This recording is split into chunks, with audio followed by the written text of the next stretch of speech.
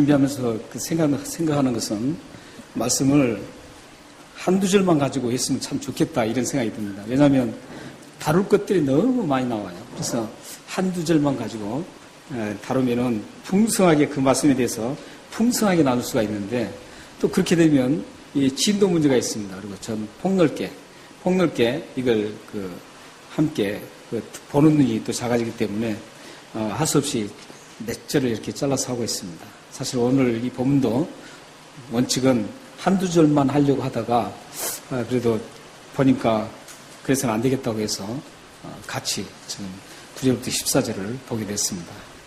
그렇기 때문에 어떤 꼭 다루고 싶은 것 다루고 싶은 것만 다루고 그 외에 또 좀 다뤘으면 좋겠다 이런 것들은 다루지 못하고 그냥 넘어갑니다. 그렇기 때문에 혹시 궁금한 거 있으시면 설교 끝나고 언제든지 저한테 오셔서 말씀하시면 함께 교제를 할 수 있습니다. 한 나그네가 그 땀을 뻘뻘 흘리면서 길을 걷고 있었습니다. 걷고 있었는데 이 나그네가 한참을 걷는데 한참을 걸어도 이제 끝이 보이지 않는 그 망망한 도로를 지금 계속 걷고 있어요. 그때 때마침 마차 한 대가 쭉 오는 거예요. 그래서 그 마차를 보고 그 마부에게 나 좀 태워줄 수 없느냐고 이렇게 했습니다. 그러자 그 마부가 아주 인심 좋게 타라고 그랬습니다. 그래서 딱 탔어요. 타고는 참 피곤하고 힘든 그 피로를 좀 풀면서 잠시 그 마차에 타고 지금 가고 있습니다. 근데 조금 가는데 이제 힘든 것 때문에 자꾸 졸린 거예요. 그래서 이제 깜빡했습니다. 근데 그러기 전에 먼저 여기에서 예루살렘까지는 얼마만큼 걸립니까? 이랬어요. 마부에게 물어봤어요. 그때 마부가 여기서 지금 한 30분 남았습니다. 그럼 제가 30분 동안 잠깐 자겠습니다 하고 잤습니다. 자서 딱 깨어났는데 굉장히 신통하게도 30분 만에 깨어났어요. 깨어나서 딱 물었어요. 예루살렘 다 왔습니까? 그러죠. 아닙니다. 앞으로 1시간은 더 가야 됩니다. 그래서 이 나그네가 마부에게 아니 30분만 더 간다고 했는데 지금 30분 지났는데 왜 1시간을 더 가야 된답니까? 그랬더니 당신이 걸어왔던 길이 예루살렘 가는 길이 아니고 마차가 지금 반대 방향으로 가고 있었습니다. 그래서 그 나그네도 반대 방향을 가고 이 마차도 반대 방향을 가게 됐습니다. 근데 조금 맞지 않는 얘기지만 이 얘기가 탈무드에 나온 얘기입니다. 탈무드에 나오는 얘기인데 이 탈무드에서 우리에게 교훈을 주고자 하는 메시지는 뭐냐면 속도가 아니라 우리 인생이 가는 모든 길은 속도가 아니라 방향성 문제다. 이것을 탈무드에서도 지금 얘기를 하고자 하는 그런 이 얘기입니다. 근데 우리 나그네길을 우리도 다 가고 있죠. 우리 나그네길을 걷고 있는데 우리들이 가는 이 방향도 있습니다. 우리의 방향은 어디입니까? 본향입니다. 본향을 가는데 본향이 어떤 방향으로 가야 본향이 나올까요? 남쪽으로 가야 될까요? 북쪽으로 가야 될까요? 아니면 브리스벤 방향으로 가야 될까요? 아니면 멜번 방향으로 가야 될까요? 아니면 캔버라 쪽으로 가는 방향으로 갈까요? 아니면 배를 타고 가야 될까요? 남쪽으로 가도 북쪽으로 가도 어떤 방향으로 가도 우리의 본향은 방향에 나오지 않습니다. 성경이 말하는 믿음의 사람들이 가는 방향은 그런 다렉셔널적인 어떤 남쪽이니 북쪽이니 동서남북의 방향이 아니라 앞뒤의 방향 문제가 아니라 우리의 삶 자체가 방향이라고 말씀하고 있습니다. 그리스도인들이 어떻게 살아가느냐가 본향을 향해서 가는 삶이라는 거예요. 똑같은 믿음을 가진 사람이라도 어떤 사람은 본향을 향해서 자꾸 퇴보하는 분이 있어요. 또 어떤 분은 본향을 향해서 힘차게 전진해서 나가는 분이 있습니다. 이건 뭘로 결정된다고요? 믿음의 사람들의 삶을 통해서 결정된다는 겁니다. 여러분들이 본향을 향해 가는 그 방향성은 여러분의 삶에 의해서 방향성이 결정된다는 거예요. 만약 여러분들이 자꾸 하나님이 기뻐하시지 않는 그런 태보적인 삶을 산다면 여러분들은 본향을 향해서 가는 게 아니라 자꾸 본향과 역방향으로 가는 거예요. 자꾸 태보하는 방향으로 가는 거예요. 그러나 여러분들이 하나님의 기쁨이 되는, 하나님이 좋아하시고 하나님이 웃으시는 그런 방향으로 여러분들이 나간다면, 삶을 살아간다면 여러분들은 그 삶이 하나님을 향해서, 본향을 향해서 계속 전진해 나가는 삶이라는 거예요. 그래서 사도 바울은 디모데후서 4장 15절에서 이렇게 얘기합니다. 믿음의 사람들은 모든 일이라 그럽니다. 전심전력에서 모든 사람들에게 본향으로 가고 있다라는 그 본을 보이라고 얘기하고 있습니다. 좀 띄워졌죠?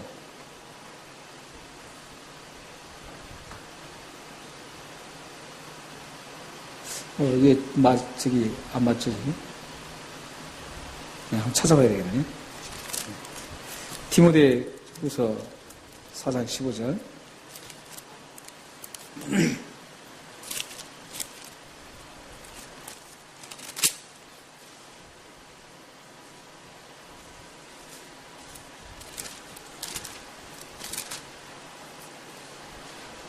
죄송합니다. 디모데 전서네요. 네, 전서. 디모데 전서 4장 15절입니다. 이 모든 일에 전심전력하여 너희 성숙함을 모든 사람에게 나타내라. 그러니까 여기 디모데 전서 4장 15절 말씀에 보면 모든 일에 전심전력하여서 너희 성숙함을 모든 사람들에게 보이라는 겁니다. 이거 한마디로 말하면 여러분의 삶이, 우리들의 그리스도인들의 삶이 하나님을 향해서, 본향을 향해서 가는 것을 모든 사람들에게 보이는데 어떻게 보이라고요? 전심전력에서 보이라는 거예요. 전심전력에서. 여기 저는 디모데 전서라고 써놨는데 디모데 후서라고 했네요. 그래서 우리의 삶이 전심전력에서 한 본향을 향해서 가는 모습을 우리 믿지 않는 많은 사람들에게 보여주는 게 우리가 본향을 향해서 가는 그런 모습이라는 겁니다. 함께 보았던 시편 35편, 이 말씀은 저자인 다윗에 대해서는 정확하게 소개를 하고 있습니다. 그런데 이 시편이 언제 기록되었고 어떤 배경을 가졌는지는 언급을 하지 않고 있습니다. 오늘 시편 35편 보면은 다윗의 시 이렇게만 딱 얘기하고 있죠. 그러니까 배경이라든지 언제 쓰였는지는 얘기를 하지 않고 있습니다. 그러나 이 배경을 알고 그 쓰인 시기를 알아야만 이 말씀을 풀어가는데 좀 정확성을 가져갈 수가 있습니다.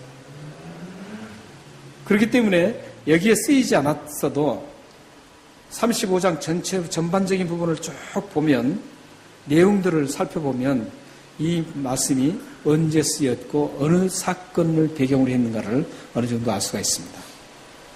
여기 말씀을 보면 다윗이라는, 일단 다윗의 시니까요.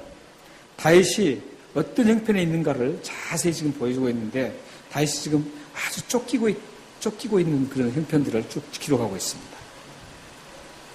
그리고 그 대적자들이 자기를 추적해오고 쫓기면서 그들을 어떻게 하나님, 이들을 좀 어떻게 해주십시오 하는 그런 기도가 지금 담겨 있어요. 그리고 자신과 원수 사이에 내가 원수를 갚는 게 아니라 자신과 원수 사이에 최종적인 판결을 하나님께서 공의롭게 해주십시오 하는 그런 내용이 기록되어 있습니다. 이런 내용들을 쭉 보면서 그렇다면 이 내용을 보면 사무엘상 19장 이하에 계속 등장하는 다윗과 사울과 다윗의 쫓기는 그런 아주 긴박한 상황 속에서 이 상황이 배경이라는 것을 우리가 볼 수가 있습니다. 35편은 사울과 다윗이 지금 사울은 다윗을 잡아서 생명을 죽이기 위해서 지금 계속 추적을 하고 있고 다윗은 지금 그 생명을 보존하기 위해서 계속 지금 도망다니는 이런 긴박한 상황을 지금 이 얘기를 쭉 하는 상황에서 이게 지금 전개되는 그런 말씀입니다. 그래서 시편 35편은 사무엘상 19장 2절 이하에 나오는 그 배경을 하고 있다는 것을 가장 적합하다고 생각하고 있습니다. 그런데 이런 사울과 다윗의 쫓기고 쫓긴 긴박한 상황 속에서 우리는 이 다윗이 본향을 향해서 가는 그 다윗의 모습을 환하게 우리는 볼 수가 있습니다. 11절과 12절 한번 보세요. 11절과 12절 보시면 불의한 증인들이 일어나서 내가 알지 못하는 일로 내게 질문하여 내게 선을 악으로 갚아 나의 영혼을 외롭게 하나. 지금 여기에서 보면 다윗의 억울함이 지금 그대로 드러나고 있습니다. 다윗이 얼마나 억울한 것가를 이 두 절 속에서 굉장히 우리가 생각해 볼 수가 있습니다. 한번 보세요. 불의한 증인들. 이 불의한 증인들은 어떤 증인을 했냐면 사울에게 다윗이 왕권을 지금 뺏으려고 하는 왕권을 관심을 두고 지금 있다라는 것을 계속적으로 사울왕에게 모함을 합니다. 사울왕에게 보고를 합니다. 그래서 사울왕은 지금 그렇지 않아도 지금 심기가 굉장히 불편해요. 골리앗을 죽인 이후에 모든 백성들의 여론이 자기한테 오는 게 아니라 지금 다윗으로 다 기울어져 있어요. 그렇기 때문에 지금 사울의 왕의 그 심기는 너무 불편했어요. 그런 상황에서 주위에서 다윗이 이 왕권을 지금 관심을 가지고 있으니까 조심하라고 계속적으로 찔리는 거예요. 이건 마치 불난 집에 기름을 끼얹는 것과 똑같습니다. 그래서 이제 사울이 그런 함께 자기의 마음이 주의 핵심이지만 주위에서 또 그런 모함하는 세력들이 있어서 다윗이 사울이 아주 다윗을 죽이기 위해서 작정을 합니다. 그래서 이제 계속 죽이기 위해서 추격을 합니다. 그리고 또 한번 보세요. 그런데 그렇게 모함하는 모함꾼들이 누구냐 이거예요. 모함꾼들이 누구냐면 12절에 보면 내게 악으로 선을 베풀었던 사람들이에요. 그러니까 다윗이 은혜를 많이 수없이 베풀어줬던 사람들이 모함을 했다는 겁니다. 얼마나 억울하겠어요. 자기와 무관한 사람들이 자꾸 모함을 해서 왕에게 모함해서 생명을 이토록 하는 것도 아주 참지 못할 텐데 평소에 자기가 그 사람들을 도와주고 은혜를 베풀었던 사람들이 왕에게 모함을 한다는 것은 얼마나 억울하겠습니까? 여러분 또 우리가 살다 보면 그런 일을 쉽게 겪을 수가 있죠. 내가 참 잘해줬어요. 그리고 도와줬어요. 그 마음을 다 줬어요. 줬는데 어느 날 나에게 이상한 말을 하고 다닐 때가 있어요. 그리고 나를 모욕하고 이런 어떤 그런 대적하고 이런 것들이 있을 수가 있습니다. 지금 다윗 같은 경우는 지금 굉장한 상황이에요. 얼마나 억울하겠어요, 다윗이. 그래서 얼마나 힘들었으면 12절에 보면요 이렇게 얘기하고 있어요. 12절에 한번 보세요. 나의 영혼을 외롭게 했다라고. 나의 영혼을 외롭게 했다는 것. 영혼이 외롭다는 것은 최극단적인 상황에서 나온 표현입니다. 육체가 아픈 것보다도 이 자기 영혼까지 파고들어서 나를 괴롭히는 그것 얼마나 힘들겠어요. 그러니까 다윗이 지금 가장 최극단의 어려움에 처한 것을 제가 한마디로 나의 영혼을 외롭게 했다라고 제가 표현하고 있습니다. 이렇게 외롭게 영혼이 외로울 만큼 처절한 아픔을 겪은 다윗의 반응을 한번 보세요. 지금 엄청난 처절한 최극단적인 그런 고통 속에서 있는 그 다윗이 그 고통을 당하면서도 어떻게 반응한가를 13절, 14절에 나와요. 13절, 14절 한번 같이 읽겠습니다. 반응이 굉장히 중요하니까요. 한번 같이 읽겠습니다. 시작. 나는 그들이 병들었을 때 굵은 베옷을 입으며 금식하여 내 영혼을 괴롭게 하였더니 내 기도가 내 품으로 돌아왔도다. 내가 나의 친구와 형제에게 행함같이 그들에게 행하였으며 내가 몸을 굽히고 슬퍼하기를 어머니를 곡함같이 하였도다. 다윗은 그렇게 자기가 은혜를 베풀고 해줬던 사람이 모함을 해서 엄청난 고통 속에서 지금 당하면서도 그가 그 사람들을, 모함한 사람들을 상대로 반응한 것은 전혀 우리들의 생각과 다릅니다. 어떤 반응이었습니까? 그들이 병들었다는 것은 여기서 보면 병들었다는 그냥 병이 아닙니다. 왜 그런 줄 아세요? 굵은 베옷을 입고 금식까지 할 만큼 처참한 병입니다. 굵은 베옷을 입는다든지 금식을 하는 것은 그냥 단순한 병일 때는 하지 않습니다. 회개할 때도 그냥 단순한 회개는 그렇게 하지 않습니다. 성경에 나타나는 그 병이라든지 또한 회개라든지 할 때는 가장 극단적일 때 굵은 베옷을 입고 금식을 하면서 회개했고 병을 하나님 앞에 낫게 해달라고 강구했습니다. 이만큼 지금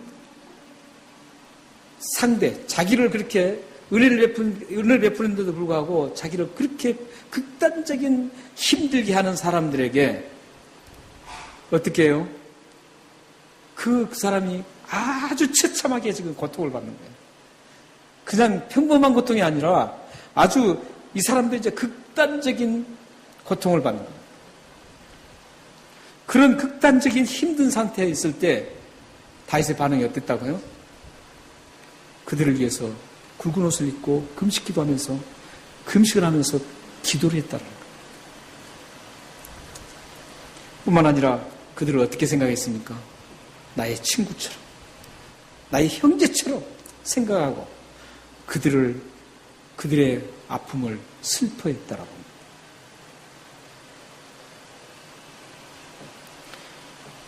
여러분들은 이런 상황에서 어떻게 할까요? 여러분들이 도움을 줬던 사람이 기분 좋지 않게 했을 때, 또한 여러분들이 도움을 줬던 사람이 도움을 받기 전과 받은 후에 완전히 얼굴이 대면하는 것이 달라졌을 때, 여러분들은 어떤 감정을 표출하시겠어요? 그리고 그분들에게 어떤 반응을 하시겠어요?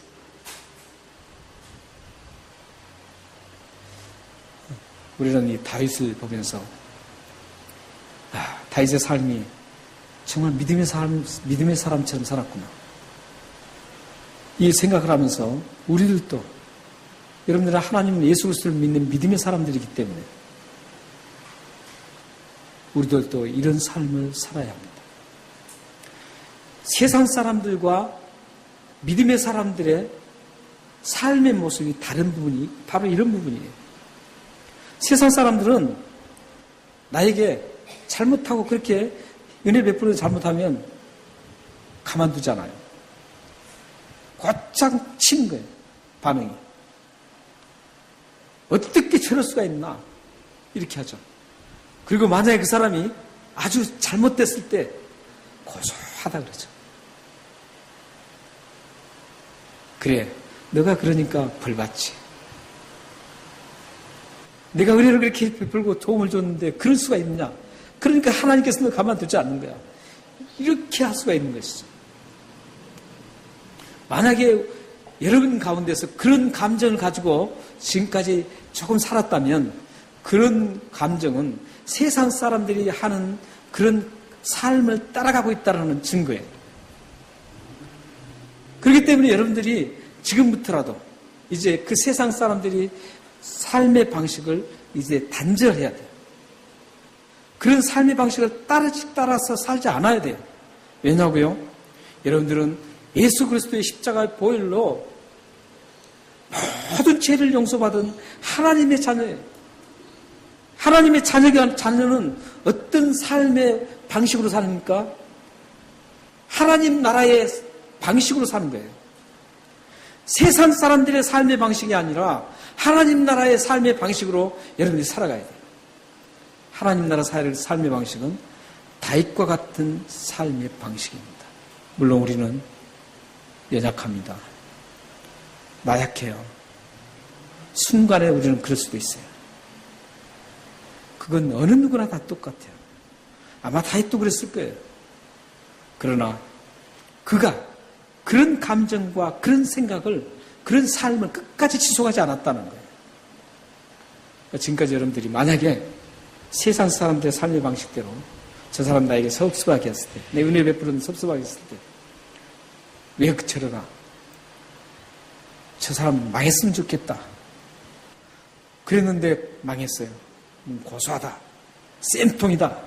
이렇게 말하는 게 아니라 그런 삶의 방식을 그냥 다 단절시켜야 돼요.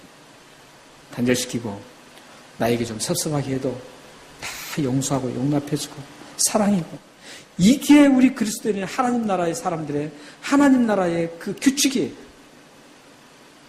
여러분들이 하나님 나라의 백성이 되었지 않습니까? 예수 그리스도의 보혈로, 예수의 십자가의 죽으심으로 여러분들이 하나님 나라의 백성이 되었어요. 그걸 믿음으로 인해서 여러분들이 죄를 다 용서받고 하나님의 자녀가 되었어요. 그렇다면 여러분들은 앞으로 지금 하나님 나라에 갈 사람들이에요. 하늘나라에 갈 분들이에요. 하늘나라에 갈 분들은 이 세상에서도 그 방식을 유지하면서 계속 나가야 돼요. 한꺼번에 그냥 다 할 수는 없지만 진전이 있어야 된다는 겁니다. 번향을 향해서 가는 그 진전이 여러분들에게 나타나야 돼요. 어제나 오늘이나 세상 사람들이 하는 방식으로 똑같이 살아간다면 그건 아니지 않습니까? 이제부터 여러분들은 이 진전된 그런 삶의 방식을, 하나님 나라의 그 규칙을, 삶의 규칙을 따라가시는 그런 행복한 삶을 사시길 바랍니다. 예수님은 마태복음 5장 46절, 47절에서 이렇게 말씀하십니다. 너희가 너희를 사랑하는 자를 사랑하면 어떻게 된다 그래요? 무슨 상이 있으리요? 누구도 그런다 그래요? 세리도 그래요. 당시에 세리는 가장 어떤 사람들이었어요? 가장 죄악을 많이 지은 사람. 저 사람들은 죄인이다. 이렇게 딱 인정한 사람들이었습니다. 이 세리가 누구예요? 지금 같으면 세무사입니다. 세무소에서 택시에서 오피스에서 근무하는 사람들이에요. 세무사에서 근무한 사람들. 근데 지금은 그래도 좀 더 인정받고 있지만 당시에는 로마 지배에 있을 때 이 사람들이 자기 민족의 국민들에게 피를 빨아먹는 사람들이었어요. 계속 그런 삶을 살았어요. 그래서 이 사람들은 자기를 잘해준 사람들, 항상 죄인이라고 손가락질하기 때문에 잘해준 사람들에게 잘해주는 거예요. 근데 만약에 우리가, 여러분들이 나를 사랑하는 사람만 사랑한다면 세리도 그렇게 한다는 거예요. 그런데 이 47절은 더 나가서 40절 좀 보세요. 이방인 얘기를 해요. 뭐라 그래요? 너희 형제에게만 무난하면, 이 말은 뭐냐면 좋아하는 사람만 무난하면 이런 뜻이에요. 물론 여기에 예수를 믿는 사람들에게 이런 형제라는 개념도 있지만, 내가 좋아하고 내 형제처럼 여기는 사람들에게만 무난한다면 남보다 더하는 것이 무엇이냐? 누구도 그런다 그래요? 이방인들도 이해가 같이 합니다. 예수 안 믿는 사람도 그렇게 한다는 거죠. 지금 예수님이 말씀하신 건 뭐예요? 내가 은혜를 베풀었고 내가 도와줬는데 저 사람이 저렇게 됐다. 그러면 이게 원수가 될 수가 있어요. 그게 가장 큰 원수로 전락할 수가 있거든요. 이민사에서 보면 그게 참 많아요. 이민사에서 보면 그런 일들이 참 많이 볼 수 있어요. 내가 잘 해줬어요. 이민 올 때 다 도와주고 막 이렇게 다 해줬어요. 해줬는데 다음에 좀 잘 살만하니까 무시하고 말이죠. 이런 것들을 경험한 사람분들이 막 제가 이렇게 막 이런 것들을 제가 많이 들었습니다. 보고요. 그런데 그것은 어떤 사람들의 삶의 방식이라고요? 본향을 가지 않는 사람들의 삶이에요. 세상 사람들의 삶이에요. 우리 예수를 믿는 사람들은 그런 삶이 아닙니다. 예수 믿는 사람은 어떤 삶이에요? 그런 사람들을 사랑하고 그 사람들을 정말로 여기 다윗처럼 슬퍼하는 마음으로 그 사람이 쫄딱 망했어도 그 망한 것을 보고 고소하다고 하지 않고 가슴 아파하고 슬퍼하는 그런 삶의 감정을 가지고 살아야 되는 것이죠. 그렇다면 우리는 여기에서 다윗이 이렇게 아름다운 본향을 향해 가는 진전된 삶을 어떻게 해서 다윗이 그렇게까지 그런 엄청난 너그러운 마음, 포용하는 마음, 용서하는 마음, 사랑하는 마음으로 살았을까? 10절을 보시면 답이 나옵니다. 10절을 함께 읽겠습니다. 시작. 내 모든 뼈가 이르기를 여호와 같은 이가 누구냐? 그는 가난한 자를 그보다 강한 자에게서 건지시고 가난하고 궁핍한 자를 노력하는 자에서 건지시니시라 하리로다. 이거 한마디로 말씀드리면 그래요. 하나님은 살아계신 분입니다. 그 살아계신 분이 어떤 상황에서도 항상 모든 역사를 주관하고 있고 나를 주관하고 계신 분은 하나님이시라는 거예요. 이 말씀이죠. 그러니까 우리 삶 속에 그런 일들이 막 일어나잖아요. 화날 일도 일어나고 또 용서할 수 없는 일도 일어나고 막 이래요. 이랬을 때 여러분들이 그걸 극복할 수 있는 방법, 하나님의 사람으로 살아갈 수 있는 방법은 뭐냐면 하나님은 다 알고 계시지. 제가 항상 가장 좋아하는 거잖아요. 우리 교회 헌금할 때도 그러잖아요. 이름 쓰지 말라 그래야 될 수 있으면. 하나님 아시잖아요.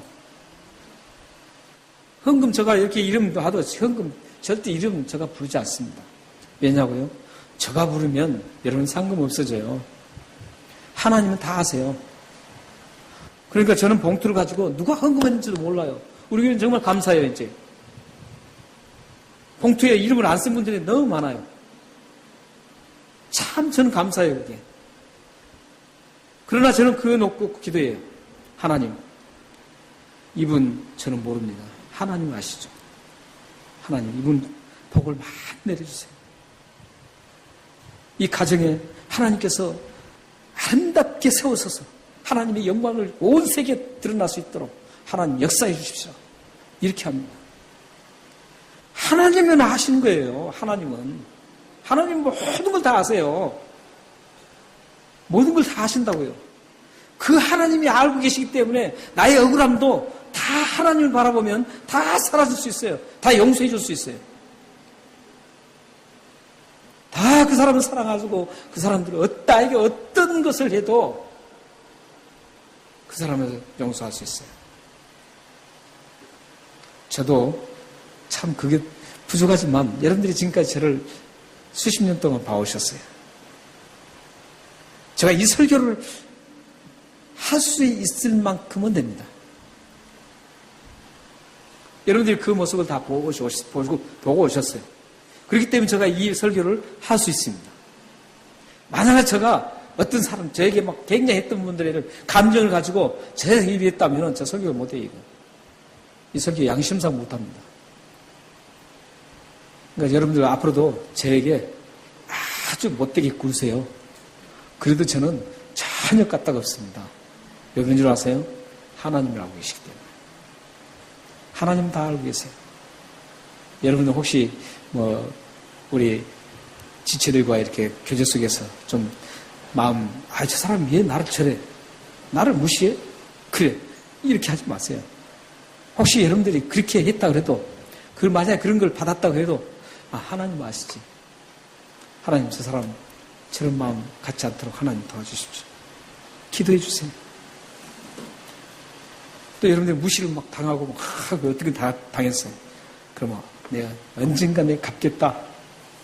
이거는 세상 사람들이에요. 하나님 사람은 하나님께서 알아서 하십시오. 하나님 다 아시지 않습니까? 이렇게 가는 겁니다. 사랑하는 여러분들이 이런 삶을 잘 살아가서 이런 삶을 여러분들이 살아간다면 하나님이 활짝 웃으시죠. 그렇지 않겠어요?